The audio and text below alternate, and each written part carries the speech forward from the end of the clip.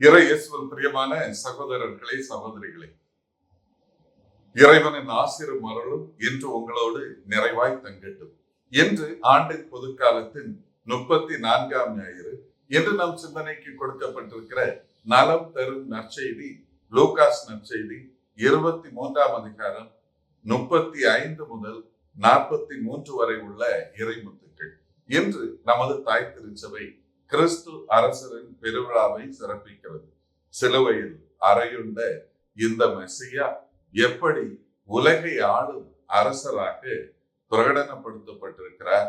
இவருடைய பரிவு, இரக்கம், அன்பு இவை அனைத்தும் எப்படி இந்த உலகை ஆள்கிறது என்கிறதை மையப்படுத்திய கருத்தை இன்றைய நற்செய்தி நமக்கு வெளிப்படுத்துகிறது.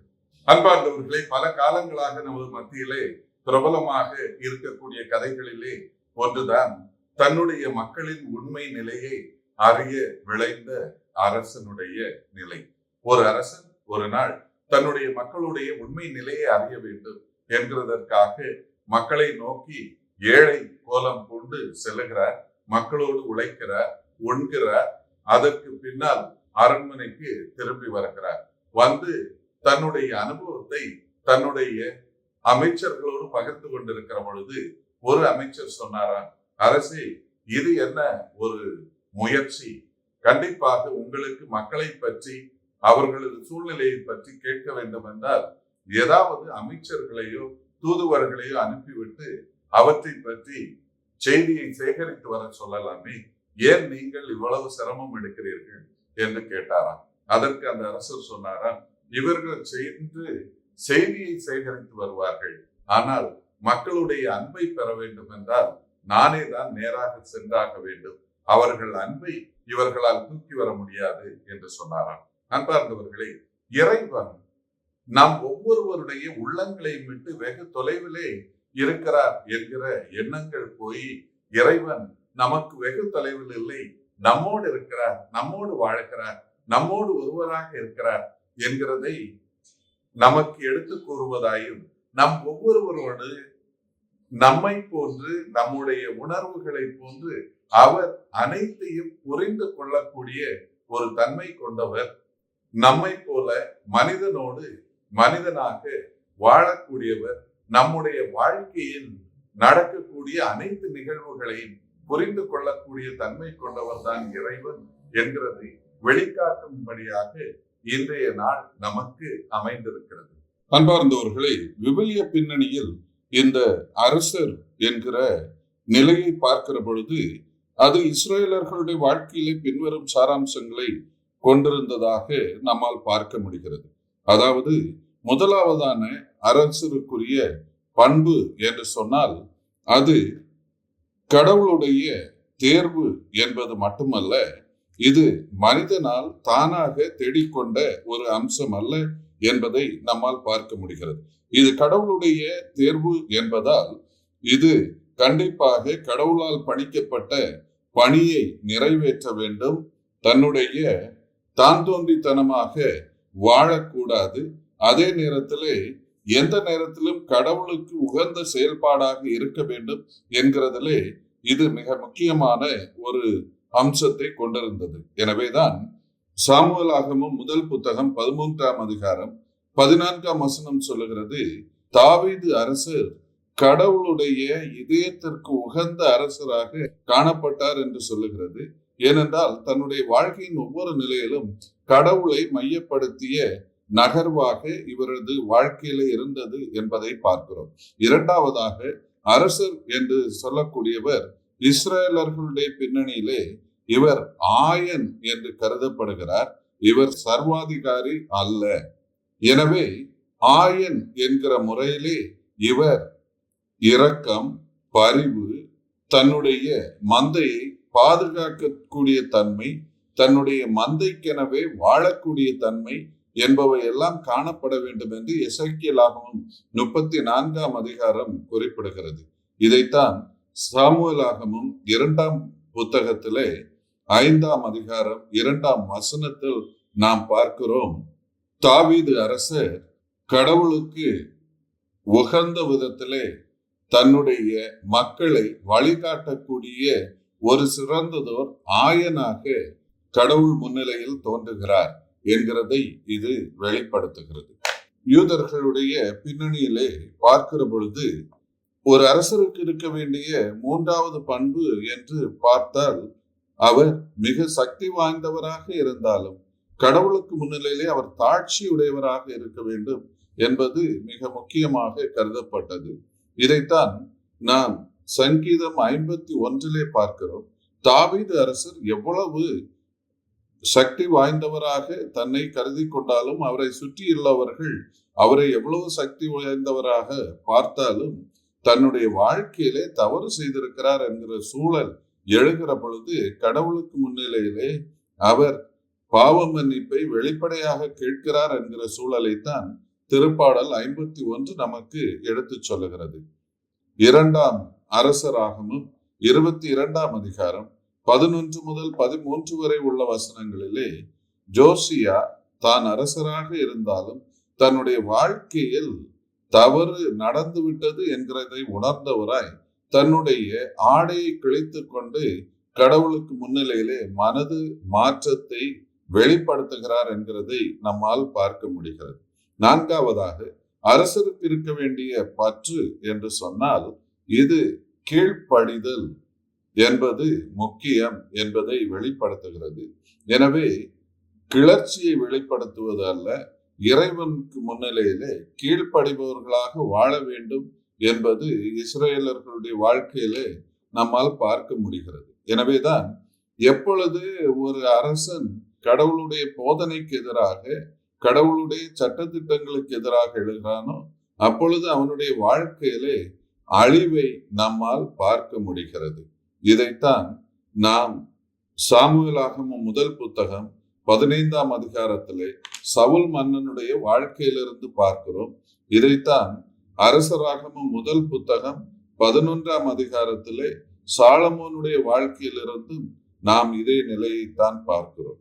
5ஆவதாக ஆட்சியாளர் என்று சொல்லக்கூடியவர் இவர் சுய அர்ப்பணிப்பை மையம் கொண்ட மனிதராக வாழ வேண்டும் என்கிறதை இது விவிலியம் சுட்டிக்காட்டுகிறது. இதைத்தான் யோவான் நற்செய்தி 18ஆம் அதிகாரம் 35 முதல் 37 வரை உள்ள வசனங்களிலே ஆண்டவர் இயேசு கிறிஸ்துவுடைய வாழ்விலிருந்து நாம் பார்க்கிறோம். இவர் தன்னை தாமே சுயமாக இந்த மனித மீட்புக்காக அர்ப்பணிப்பது வழியாக தன்னுடைய பணிக்கு தன்னை எந்த விதத்திலே சுயமாக அர்ப்பணிக்கிறார் என்கிறதை வெளிப்படுத்துவதாய் அமைந்திருக்கிறது. அன்பார்ந்தவர்களே, இன்றைய நற்செய்தியிலே ஆண்டவர் இயேசு கிறிஸ்து சிலுவையிலே தொங்கிக் கொண்டிருக்கக்கூடிய நிகழ்வை நமக்கு வர்ணிக்கிறது. இவருக்கு முன்னிலையிலே ஆள் பலமும் இல்லை, தோள் பலமும் இல்லை, எத்தகைய படைபலமும் இல்லாமல் தான் வெறும் சிலுவையிலே தொங்கிக் கொண்டிருக்கக்கூடிய இவர் மெசியாவாக பிரகடனப்படுத்தப்படுகிறார். அங்கே வைத்திருக்கக்கூடிய அடையாள அட்டை கூட இவர் அரசர் என்று வெளிப்படுத்தும் முகமாக அமைந்திருக்கிறது. அதே நேரத்திலே வலதுபுறம் ஒரு கள்வனும் இடதுபுறம் ஒரு கள்வனுமாக அவர்கள் தண்டிக்கப்பட்டு தொங்கிக் கொண்டிருக்கிறார்கள்.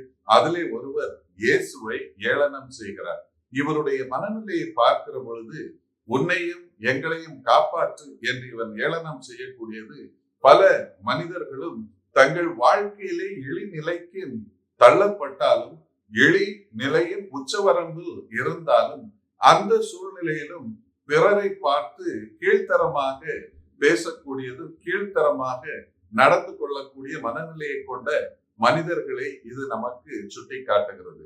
ஆனால் அதே நேரத்தில் இன்னொரு கள்வன் இயேசுவை உமது வெண்ணரசில் வரும்பொழுது என்னை நினைவு கூறும் என்று சொல்லுகிறார். அவருக்கு இன்றே நீ என்னோடு வான்வீட்டில் இருப்பாய் என்று முதல் முறையாக ஒருவருக்கு விண்ணகத்திலே நுழைவு சீட்டை இயேசு சிலுவையிலிருந்து அளிக்கிறார் என்கிறதை நம்மால் பார்க்க முடிகிறது. எனவே எந்த இயேசு வாழ்க்கையின் எந்த சூழ்நிலையிலும் மனம் மாறக்கூடியவனுக்கு மன்னிப்பு இருக்கிறது, மன்னிக்கும் மனப்பக்குவத்தை தன்னுடைய வாழ்க்கையின் இறுதி வரை கொண்டவராக இந்த அரசர் கருதப்படுகிறார் என்கிற நிலையை நம்மால் பார்க்க முடிகிறது. அன்பார்ந்தவர்களை, இயேசுவிடம் எத்தகைய ஒரு தலைமைத்துவத்தை நம்மால் பார்க்க முடிகிறது என்றால், இயேசு தான் எந்த கூட்டத்திற்காக நல்ல பல பணிகளை செய்தாரோ அந்த கூட்டத்தால் அடித்து, இழைத்து, உதைத்து, மிதித்து, இழுத்து செல்லப்பட்டு சிலுவையில் அறையப்பட்ட பின்பும் அவர்களை மன்னியும் என்று தந்தையிடம் அவர்களுக்காய் ஜெபிக்கிறார் என்கிற நிலையை லூகாஸ் நற்செய்தி 23ஆம் அதிகாரம் 34ஆம் வசனம் நமக்கு எடுத்து சொல்லுகிறது. எனவே தன்னுடைய வாழ்க்கையின் இறுதி மூச்சு வரை பிறரை மன்னிக்கக்கூடிய மனப்பக்குவத்தை இந்த தலைமைத்துவத்திலே இவர்களிடமிருந்து நம்மால் காண முடிகிறது. இரண்டாவதாக, இந்த இயேசு பணி பெற அல்ல, பணியை பிறருக்காக தன்னுடைய வாழ்வை முழுமையாக அர்ப்பணிக்க வந்தார், பணி செய்ய வந்தார் என்கிறதை மத்தேயு நற்செய்தி 20ஆம் அதிகாரம் 28ஆம் வசனத்திலே குறிப்பிடுகிறார். அன்பார்ந்தவர்களே, நமக்கு மத்தியிலே தலைமைத்துவம் என்று சொன்னாலும் தலைமைத்துவத்திற்கு ஆசைப்படுகிற நபர்கள் அனைவரும் சேவை செய்ய அல்ல, தங்களுக்கு பிறருடைய சேவைகளை பெற்றுக்கொள்ளத்தான் மும்முரமாக முயற்சி செய்து தலைமைத்துவத்தை தனதாக்கி கொள்ளக்கூடிய மனிதர்கள் பலரை பார்க்கிறோம்.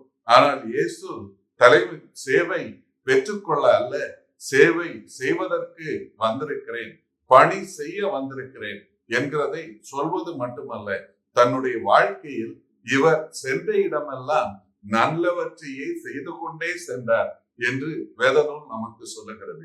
எனவே இயேசுவின் தலைமைத்துவம் என்றால் இவருடைய பிரசன்னம் எங்கிருந்தாலும் நன்மையை தவிர வேறு எதையும் செய்யவில்லை என்பதை வெளிப்படுத்துகிறது. அன்பார்ந்தவர்களே, இயேசுவின் தலைமைத்துவ பண்பு என்பது இழந்தவற்றை மீட்டெடுக்கும் பணியாக இருந்தது என்பதை லூகாஸ் நற்செய்தி 15ஆம் அதிகாரம் 4ஆம் வசனம் நமக்கு எடுத்து சொல்லுகிறது.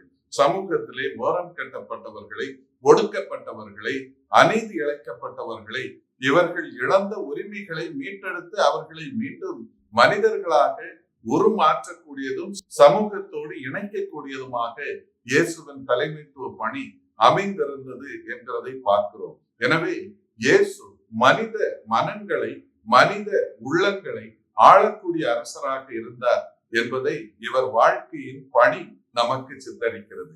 அன்பார்ந்தவர்களே, ஒருமுறை அன்னை தெரசாவிடம் ஒருவர் கேட்டாராம், உங்களால் எப்படி இந்த ஏழை எளியவரின் இழிநிலைக்கு சென்று இந்த பணியாற்றி இதிலே உங்களுக்கு மகிழ்ச்சியை காண முடிகிறது என்று கேட்டாராம். அதற்கு அன்னை தெரசால் சொன்னாராம், இந்த ஏழை எளியவர்களிலே அவர்களை படைத்த கிறிஸ்துவை பார்க்கிறேன். எனவே நான் இவர்களுக்கு செய்யக்கூடிய சேவை கிறிஸ்துவுக்கு செய்வதாக நினைத்து அதிலே என்னுடைய மகிழ்ச்சியை காண்கிறேன் என்று சொன்னாராம். அன்பார்ந்தவர்களே, இந்த இயேசுவின் ராஜ்யத்தில் நமக்கு முன்னுரிமை பெற நாம் பெரிய பெரிய சாதனைகளை சாதிக்க வேண்டும் என்பது அல்ல.